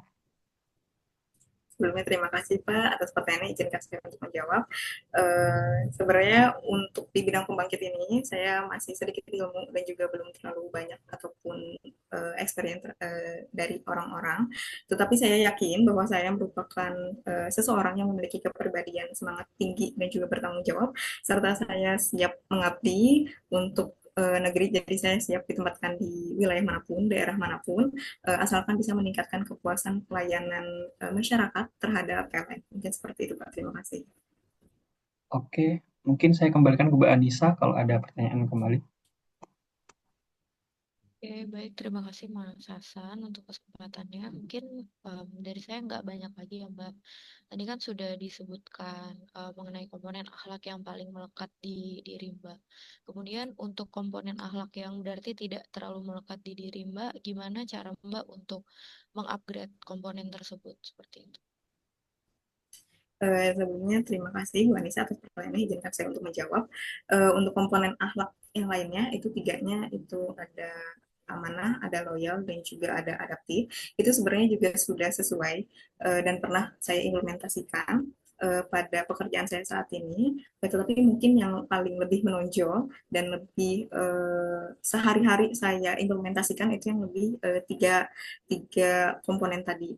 Nah, untuk yang amanah, saya untuk meningkatkan saya di bidang amanah itu adalah saya bisa selalu kerja tanpa melebihi deadline. Jadi saya bisa memegang tanggung jawab saya. Nah, kemudian untuk yang loyal itu saya bisa komitmen dan juga berdedikasi terhadap perusahaan. Jadi ketika saya ditempatkan untuk di wilayah manapun itu saya siap karena sebagai bentuk dedikasi dan juga pengabdian saya kepada perusahaan. Kemudian yang terakhir itu ada adaptif. Adaptif juga cara meningkatkannya adalah tadi salah satunya adalah jika saya ditempatkan di beberapa daerah yang sebenarnya belum familiar untuk saya dan juga baru pertama kali saya tempati, itu saya harus bisa beradaptasi dan menyesuaikan diri dengan cepat agar bisa menjalin komunikasi dengan masyarakat setempat dan juga dengan rekan kerja yang ada di perusahaan. Mungkin seperti itu. Mungkin satu pertanyaan terakhir ya Mbak terkait adaptif ini. Mungkin boleh diceritakan apa aja yang udah Mbak sudah terrealisasikan, apa aja yang sudah Mbak persiapkan nantinya jika diterima di pekerjaan yang ini. Sebelumnya terima kasih Bu, izinkan saya untuk menjawab. Untuk proses adaptif sendiri, saya rasa saya perlu mengenal lebih dalam lagi mengenai nilai-nilai budaya di perusahaan agar saya bisa terbiasa. Kemudian yang kedua adalah saya harus bisa menjalin atau membangun relasi komunikasi dengan beberapa rekan kerja agar saya juga bisa meningkatkan kompetensi saya sehingga bisa berdampak pada proses kerjaan saya yang nantinya juga bisa membuat saya belajar lebih banyak di perusahaan. Seperti itu. Terima kasih. Terima kasih Mbak Nadia atas jawabannya dari saya cukup. Mungkin dikembalikan ke Mbak Lita. Saya izin masih ada pertanyaan ya, Mbak Nisa izin Bu. Masih ada ya waktunya ya? Terima kasih. Masih ada Masih kan? Kak, masih Kak, silakan Kak. Oke. Oke, biasanya ya ini sharing saja ya. User itu saya sempat beberapa kali user itu tanyanya itu yang di luar konteks gitu ya, yang di luar konteks. Tapi itu yang juga menjadi poin X kenapa user tersebut menerima seseorang untuk menjadi anggotanya gitu ya. Nah, kalau saya lihat Mbak Nadia ini punya pengalaman sebagai ini ya, taekwondo ya. Taekwondo ekstrakurikuler di pada saat SMA ya. Ini ya, Mbak Nadia ya. Betul, Pak. Nah, oke. Nah, mungkin eh, berarti bisa taekwondo juga nih. Atau ini misalnya sebagai sekretaris Iya, Pak. atau bisa nih. Saya izin menjawab, Pak. Bisa, tapi belum sabuk tingkat tinggi, Pak. Ya, tapi bisa untuk menghadang. Oke, berarti bisa membela diri lah ya ketika ada sesuatu ya.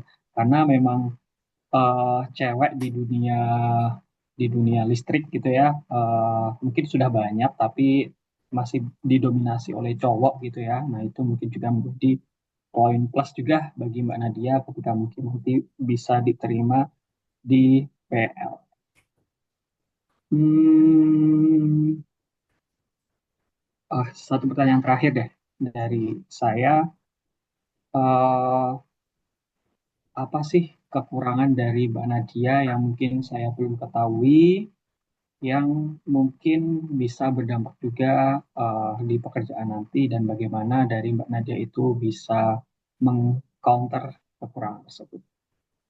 Sebelumnya terima kasih Pak, izinkan saya untuk menjawab. Untuk kekurangan saya sendiri, itu saya sering berlarut-larut atau terlalu fokus terhadap suatu hal.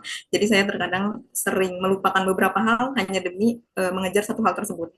Nah, untuk mengatasinya itu adalah saya selalu menyusun rencana ataupun jadwal terperinci agar yang lainnya atau pekerjaan yang lainnya itu tidak membuat saya terbengkalai.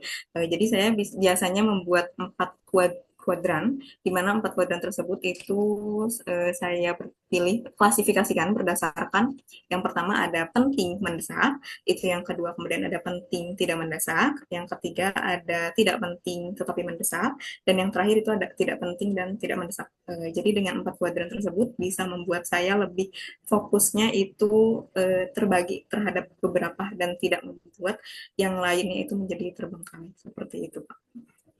Oke, pakai Eisenhower Matrix ya. Oke, mungkin itu saja untuk dari saya. Semoga ini, kalau saya tanya ini pribadi deh, ini Mbak Nadia berarti di RBB-nya udah sampai mana atau gimana nih? Sebelumnya terima kasih Pak. Jadi kemarin di PLN kan ada 7 tahapan ya Pak. Saya baru nyampe tahap keempat kemarin dan hari Kamis kemarin baru jadi mungkin saya nggak lolos untuk lanjut ke Oh, interview oke. sama MCU. Nah, seperti itu Pak. Oke, siap. Oke, berarti belum rezeki ya. Mungkin bisa, kalau saya lihat nanti deh di feedback, nanti saya review. Eh, Mungkin saya kembalikan dulu deh ke Mbak Delita. Terima kasih. Baik Kak, terima kasih atas jawabannya dan juga dan mungkin sekarang kita akan memasuki ke sesi feedback. Mungkin boleh dari Kak Anissa dulu, nanti baru ke Kak Hasan. Waktu dan tempat dipersilahkan Kak Anissa. Oke, baik. Terima kasih Mbak Rita atas kesempatannya. Makasih juga Mas Hasan atas pertanyaan-pertanyaan tadi.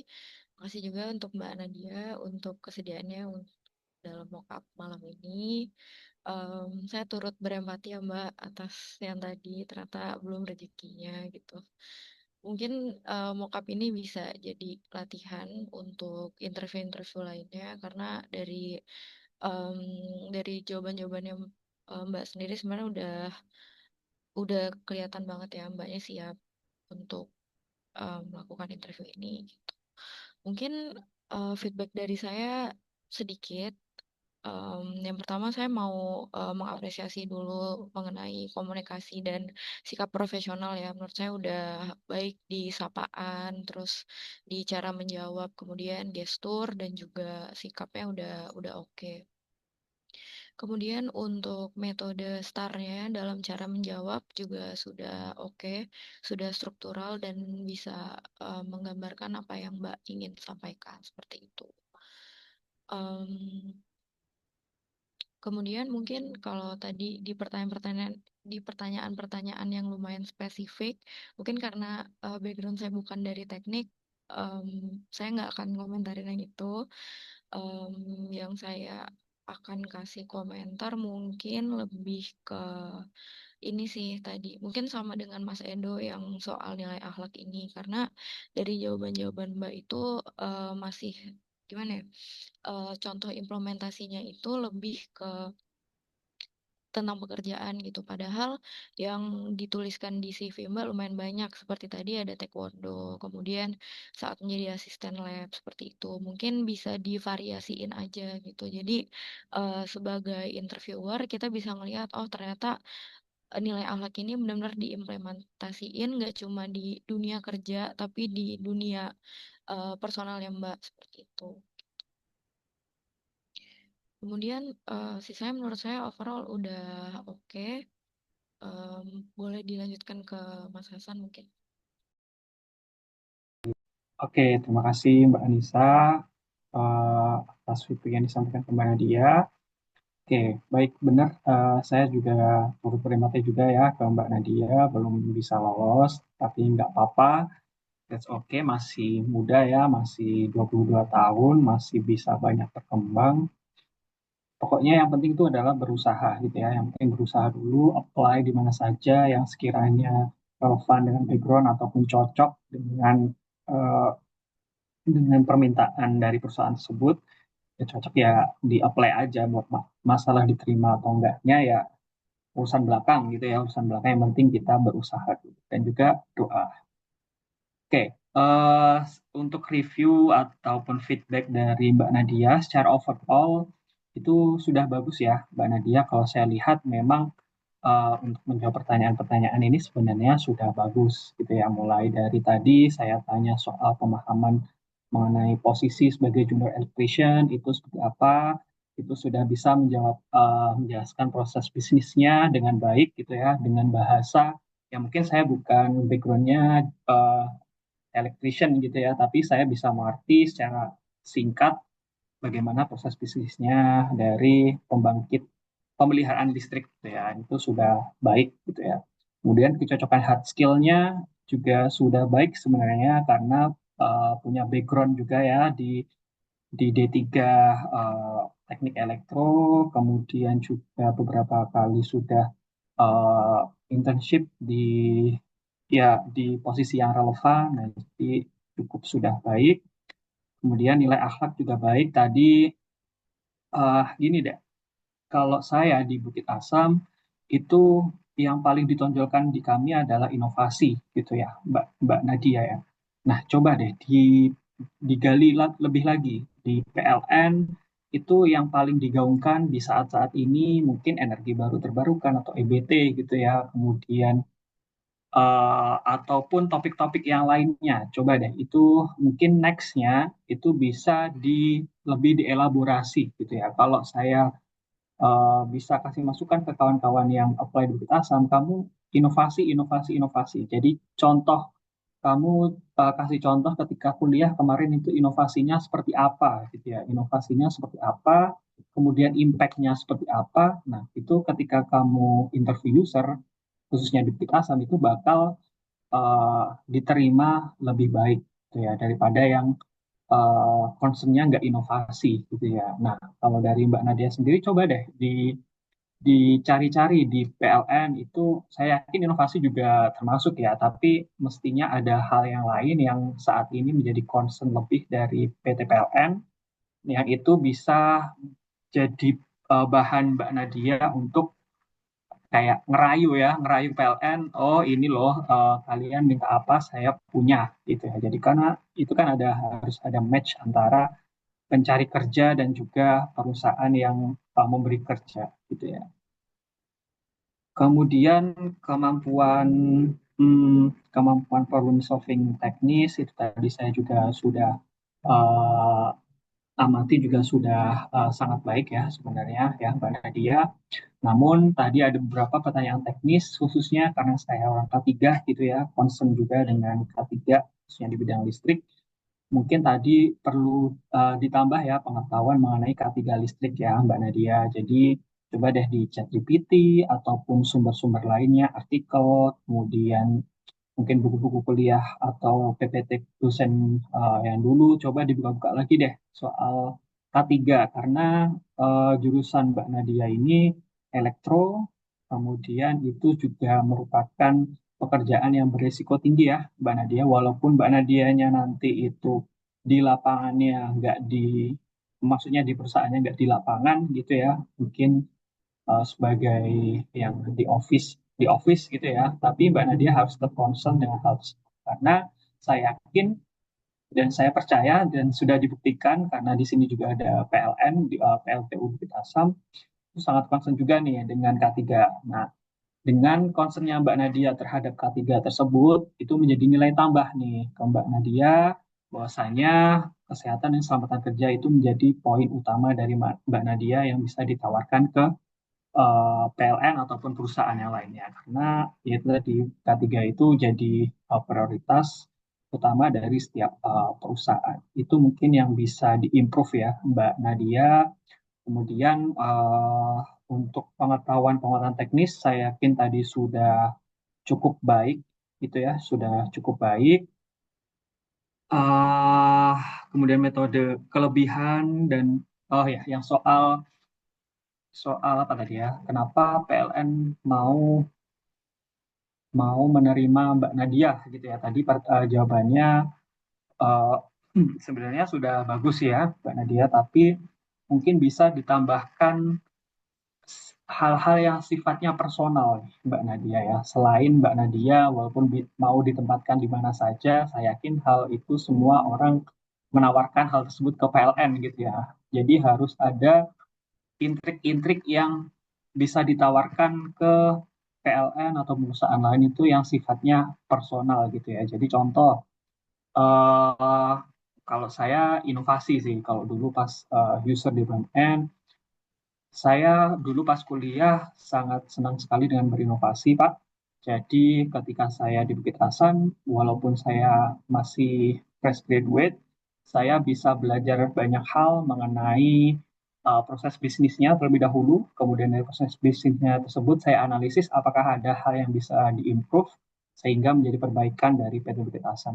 Jadi itu yang harus ada personal value yang bisa dibawa ke perusahaan yang ingin dilamar sehingga perusahaan tersebut, oh ini anak memang cocok dengan value yang kami pegang gitu. Jadi coba itu saya nggak tahu PLN kayak ininya seperti apa, itu bisa dibaca ya di laporan tahunannya Mbak Nadia, mungkin bisa tahu di situ executive summary, kemudian dari detail dari laporan tahunannya itu seperti apa. Saya yakin di situ akan ada insight banyak yang bisa dipetik oleh Mbak Nadia agar bisa uh,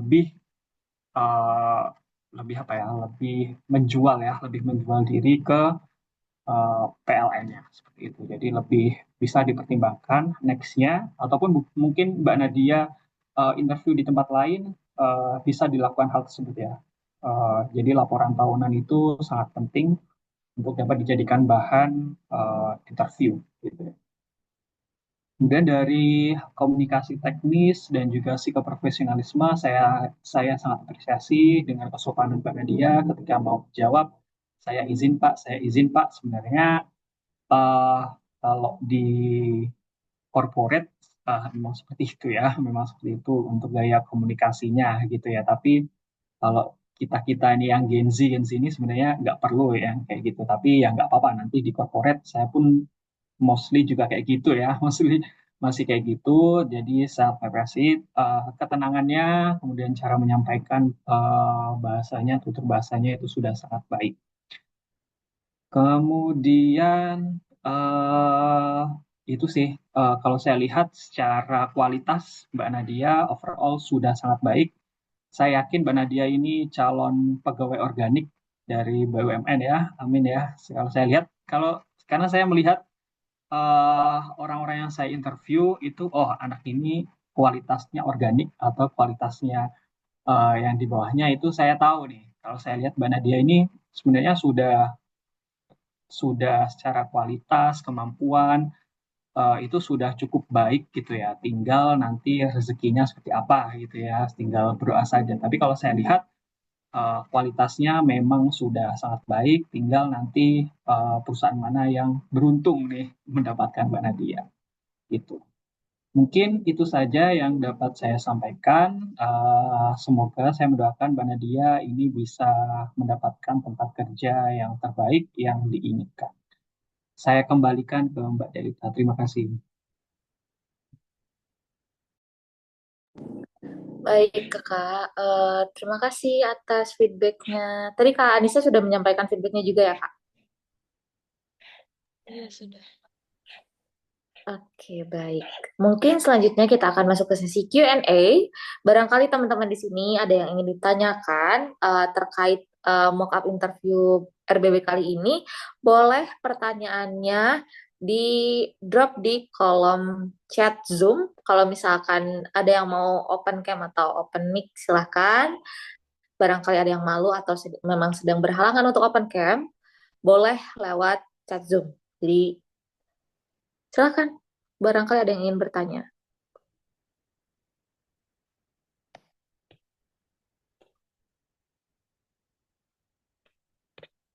Ayo teman-teman, barangkali ada yang mau ditanyain ke kakak-kakak mentor.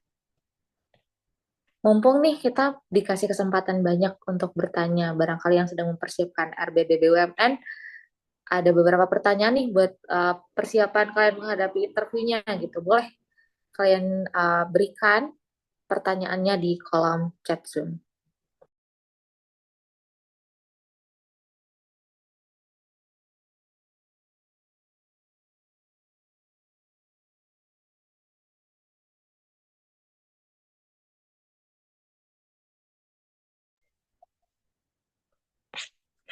Atau kiranya ada yang bisa langsung open mic, raise hand, kami akan berikan kesempatan untuk 3 orang penanya. Waktu dan tempat dipersilakan, teman-teman.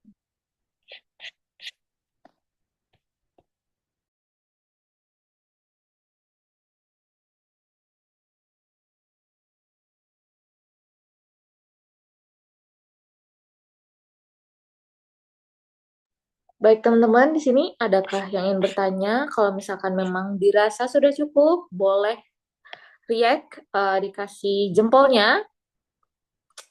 Boleh react jempol kalau misalkan memang tidak ada hal yang ingin dipertanyakan atau memang sudah jelas dari kakak-kakak mentor yang sudah disampaikan tadi. Mungkin dari mentinya juga ya dikasih kesempatan Mbak Delita, mungkin dari feedback-feedback kita tadi ataupun selama interview ada yang ditanyakan, monggo ke Mas Edo ya tadi sama dan Mbak Nadia. Oke, baik. Mas Edo sama Mbak Nadia, mungkin barangkali ada hal yang ingin ditanyakan kepada kakak-kakak mentor, Kak Anissa maupun Kak Hasan, boleh di open mic dan open kameranya. Waktu dan tempat dipersilakan untuk Kak Edo dan Kak Nadia.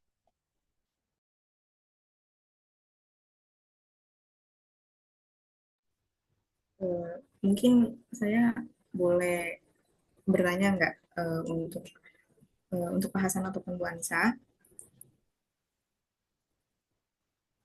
eh, ketika melaksanakan interview di salah satu perusahaan, tetapi kita masih terikat sebagai pegawai kontrak di perusahaan yang lama, itu bagaimana cara kita menjawab dari pertanyaan user tersebut?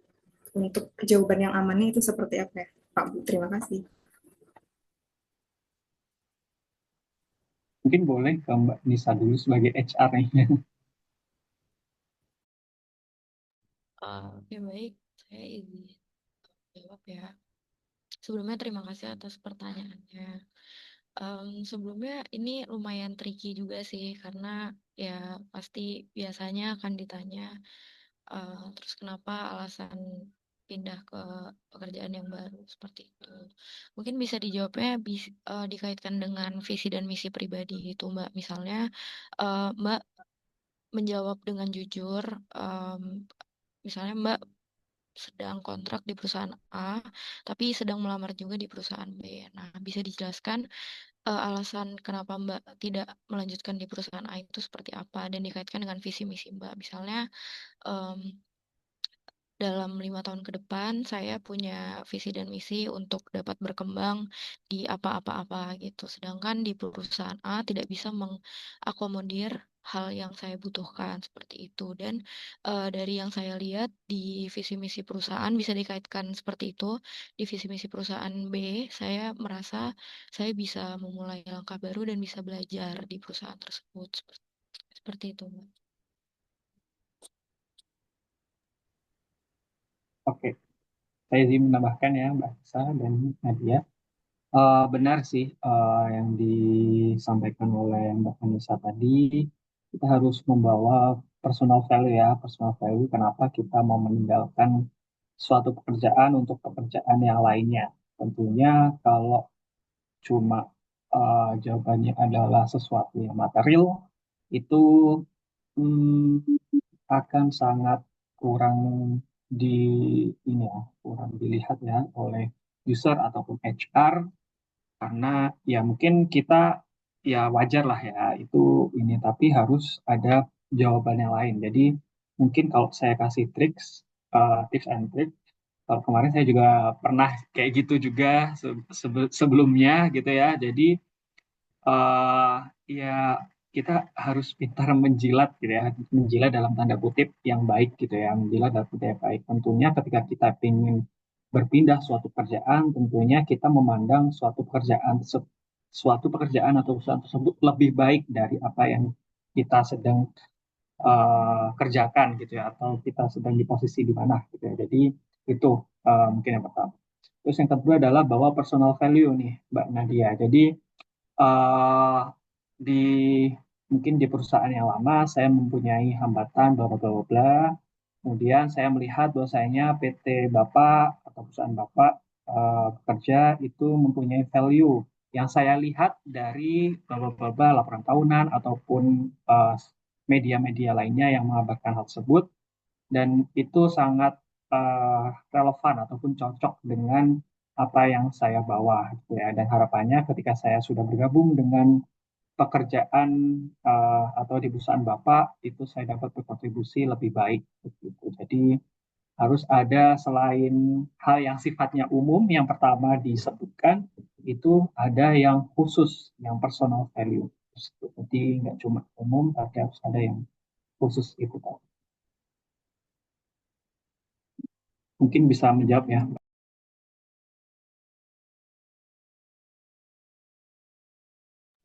Ya, baik, terima kasih untuk Bu Anissa dan juga Pak Hasan atas jawabannya, sudah cukup untuk terjawab.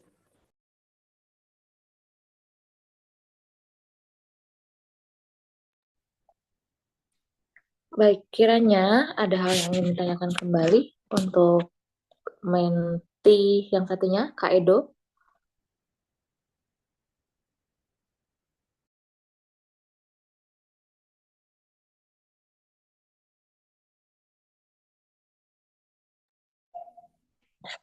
Halo Kak Edo, apakah Kakak masih ada di tempat?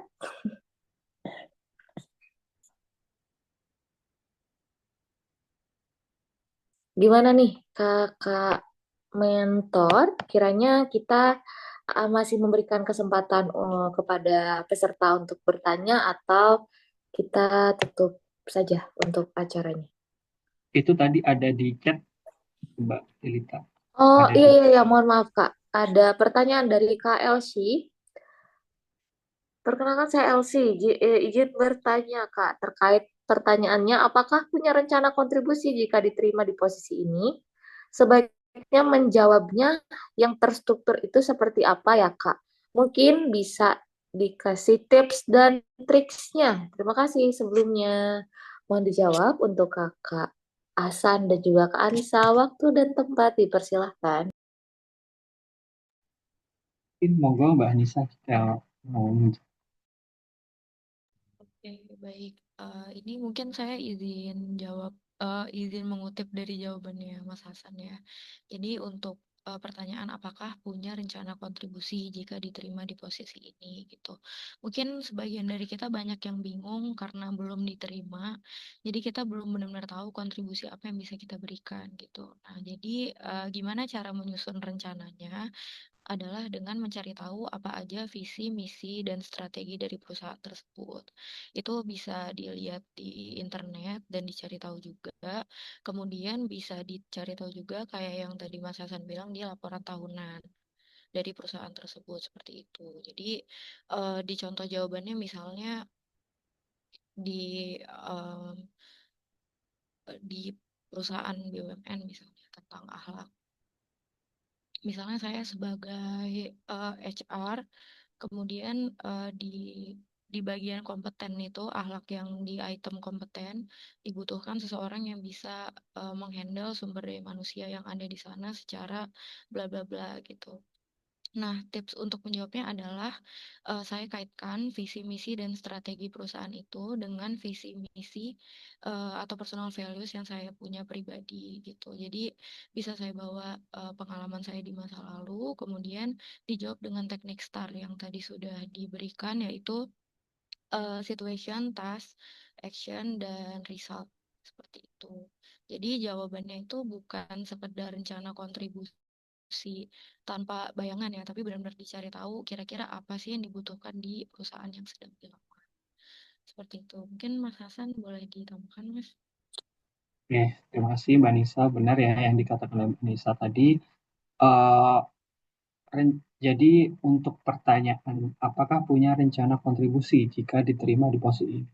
Jadi ketika kita diberikan pertanyaan seperti ini, kita harus siap. Siap dalam hal apa? Kita harus siap untuk mengetahui apa sih sebenarnya visi ataupun program kerja dari perusahaan tersebut. Jadi kita interview itu tadi harus ada persiapan ya, jangan tidak ada persiapan, harus ada persiapan. At least membaca benar yang dikatakan Mbak Nisa tadi, buku tahunan, laporan tahunan, kemudian mungkin yang berita-berita artikel di internet yang berkaitan dengan proyek yang ingin dikerjakan oleh perusahaan tersebut. Kemudian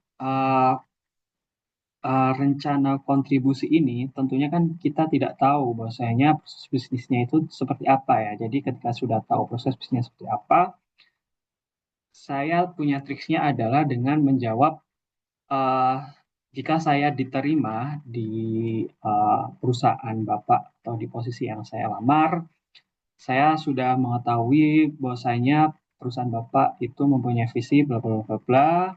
Dan jika diterima, saya tentunya ketika memulai suatu inovasi atau berkontribusi, saya harus menganalisis lebih dalam proses bisnis tersebut atau proyek tersebut itu seperti apa. Ketika saya sudah menganalisis dari proses bisnis ataupun proyek tersebut, saya tentunya akan mengetahui apa saja sih hal-hal yang perlu diimprove atau dilakukan perbaikan secara berkelanjutan agar proyek ataupun proses bisnis tersebut menjadi lebih baik secara berkelanjutan gitu ya. Jadi Mbak Elsie ini, Elsie Maharani ya, Mbak Elsie Maharani ini uh, triksnya adalah itu tadi harus dikaitkan dengan laporan sebelumnya, kemudian sambil menawarkan diri ke perusahaan tersebut. Kalau saya diterima, Pak, saya akan menganalisis terlebih dahulu. Jadi di situ ada kata-kata analisis ataupun mencermati gitu ya, menganalisis terlebih dahulu proses bisnisnya. Jadi di situ kelihatan nih, Mbak Maharani ini anaknya adalah analytical thinking-nya itu bagus gitu ya. Analytical thinking-nya bagus, jalan, konsep inovasinya jalan. Ketika sudah dianalisis, baru diperbaiki. Jadi kan perbaikan itu tidak bisa dilakukan langsung ujuk-ujuk ada perbaikan gitu ya. Tentunya harus ada analisis, sehingga ketika sudah dilakukan analisis, maka lanjut ke inovasi itu tadi. Jadi itu tadi yang harus triksnya itu seperti tadi. Mungkin bisa menjawab ya Mbak Maharani. Saya kembalikan ke Mbak Delita. Baik, Kak. Terima kasih atas jawaban dari pertanyaannya. Mungkin teman-teman di sini ada satu kesempatan lagi untuk bertanya untuk satu orang penanya. Teman-teman di sini ada yang ingin ditanyakan kembali untuk satu orang penanya terakhir, atau kiranya sudah cukup, boleh acungkan jempol kalau misalkan sekiranya sudah jelas dan sudah tidak ada hal yang ingin dipertanyakan kembali.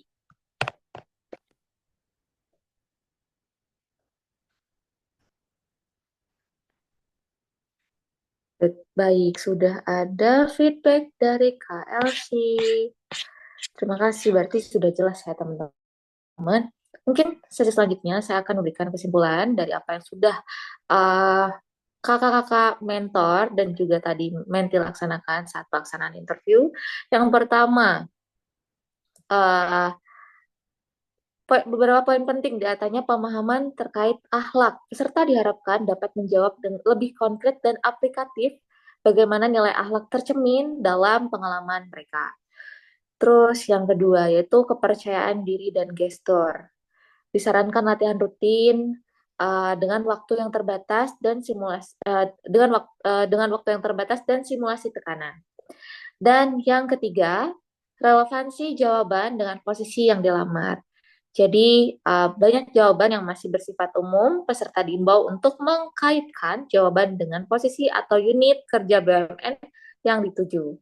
Selanjutnya kesiapan teknis dan soft skill.